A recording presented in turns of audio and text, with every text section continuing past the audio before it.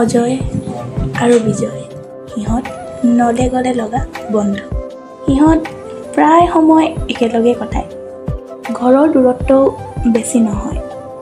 অজয় এজন ধনী ঘৰৰ সন্তান আৰু বিজয়ৰ ঘৰৰ পৰিৱেশ তেনেই সাধাৰণ। আহকচোন এওঁলোকৰ জীৱনৰ বিশেষ কাহিনীলৈ আগবাঢ়ি যাওঁ। শুনিছ বিজয়, এতিয়া কি কৰিম বুলি ভাবিছ? আৰে এনেইতো বন্ধ দিয়া নাই, যি সোপাহে প্ৰজেক্ট দিছে তাকে কৰিব লাগিব। ধেত তয়ো যে মানে কৰ কি, বন্ধ দিছে এনজয় কৰ। মোৰ ইমান ভাবিবলগীয়া কথা নাই। মোৰ প্ৰজেক্ট কৰিবলৈ তই আছয়চোন মোৰ জিগি দোষ। মোৰ বেলেগ এটাহে চিন্তা। পিছে তোৰ চিন্তাটো কি? ছায়াৰ কথাও, তাইক যে কিমান দিন লগ নাপাম। তাইক আজি কি ধুনীয়া লাগিছিল, তাইৰ ওঠ, তাইৰ চকু। ধেত তয়ো যে আৰু হ'ব আগলৈ চা, নহ'লে নাক মুখ যাব আমাৰ। আৰে তোৰ ফিলিংছ নাই বুলি কি মোৰো নাই বুলি ভাবিছ নেকি? তই আকৌ এইবোৰ কথা যাক তাক কৈ নুফুৰিবি। সেইবোৰ বাদ দে, বল চিগাৰেট এটা খাওঁ। নাই মই চিগাৰেট নাখাওঁ দেই, মায়ে গম পালে দিবহে মোক, আৰু মোৰ হাতত পইচাও নাই। আৰে পইচা মোৰ হাতত আছে নহয়। তোৰ হাততনো এনেও কোনদিনাখন পইচা থাকে। বল মই খুৱাম। তই কিন্তু আজি চিগাৰেট খাবই লাগিব।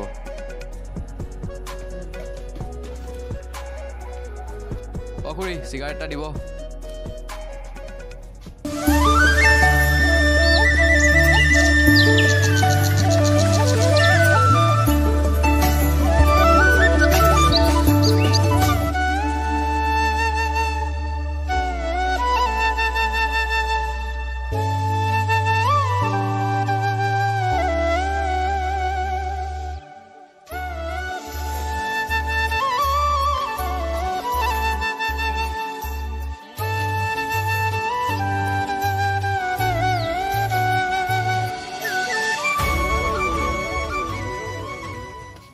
বিজয়, তই আহিলি?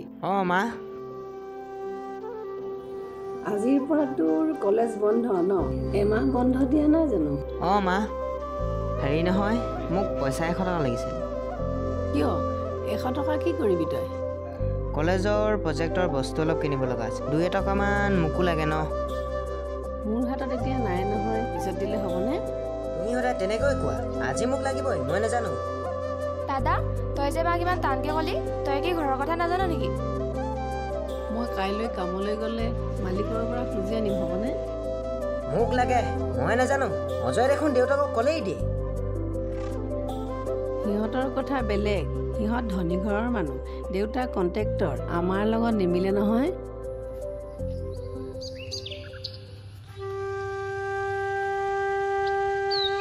কি যে দুৰ্ভগীয়া মই।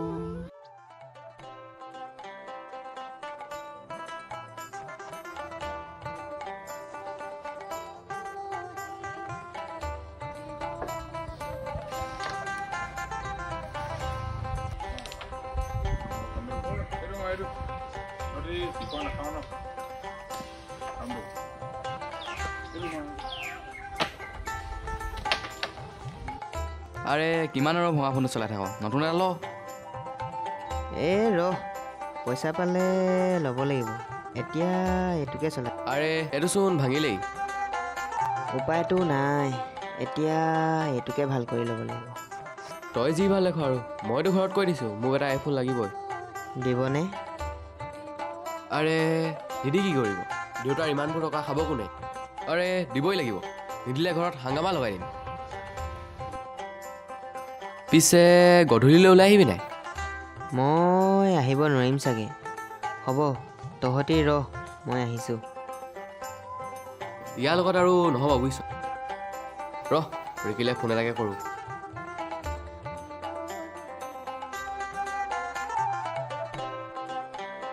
হেল্ল', বিয়েৰ খাব যাওঁ ব'ল। জীৱনটো বৰ কঠিন, টকাৰ অবিহনে বৰ কষ্ট। মাৰ মুখলৈনো কিমান চাম, চকুৰ আগততো দেখিয়ে আছো কিমান কষ্ট। বিজয়, ভাত খাই লহি আ। অজয়ৰ নিচিনা ঘৰৰ পৰিৱেশ মোৰো হোৱা হ'লে কি কৰোঁ কি নকৰোঁ একো ভাবিয়েই পোৱা নাই। বন্ধৰ দিনকেইটা বিজয় ভাত খাই লহি নিজে কিবা এটা কৰিব লাগিব। দাদা তোক মই অথনিৰ পৰা মাতি আছে তই শুনা নাই নেকি?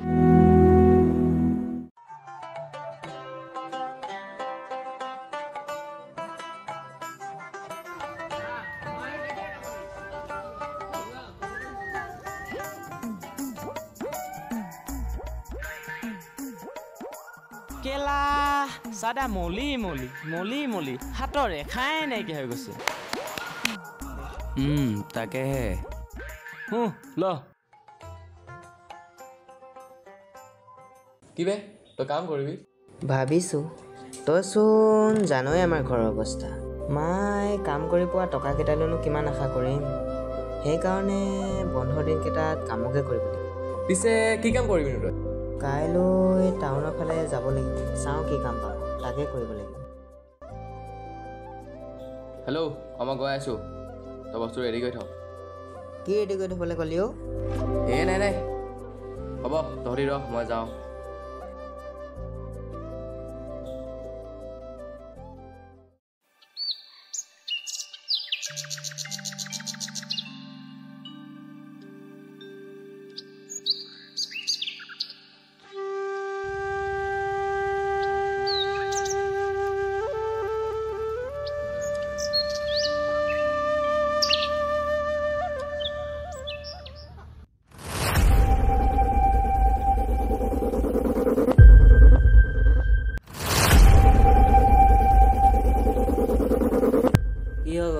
তোৰ বোলে জেগি দোষ কামলৈ যায়।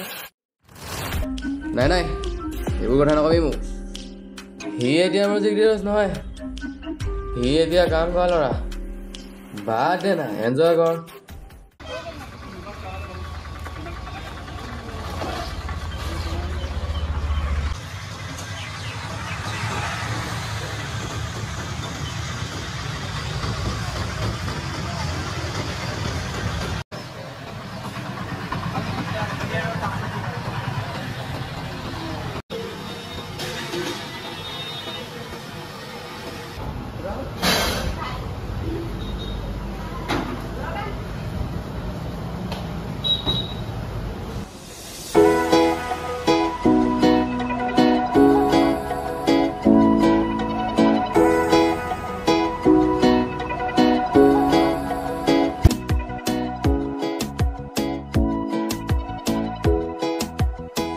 ঐ টেবুলত মুচি গ'লে বাচনকেইটা ধুই ল'বি, কাষ্টমাৰ নাথাকোঁতে।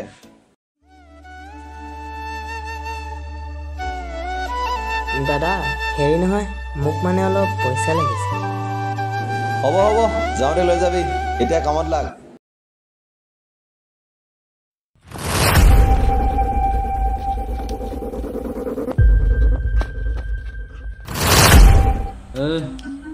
এইটো জিগিৰি দোষ বিজয় নহয়নে? সেইটো ঐ হোটেলত কাম কৰা ল'ৰা। টেবুল কেইখন মুচিলো, বাচন ধুলিনে?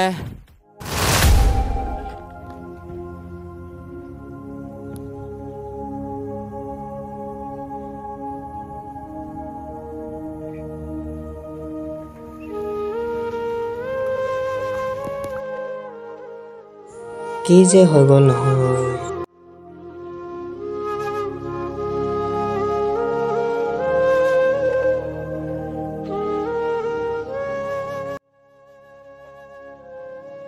দাদা তই আহিলি? আহিলোঁ। দাদা হেৰি নহয়, অজয় দা আজিকালি তোৰ লগত নাথাকে নেকি? কেইবাদিনো হ'ল দেখা নাই যে।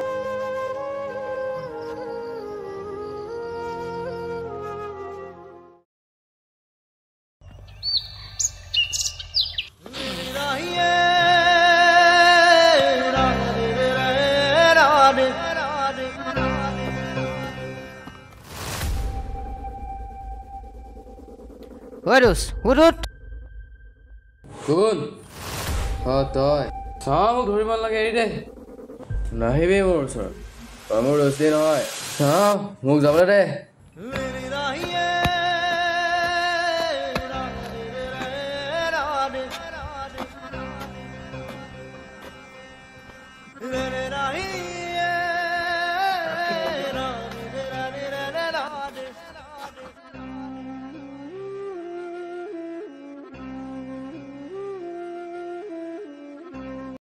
সিহঁতৰ কথা বেলেগ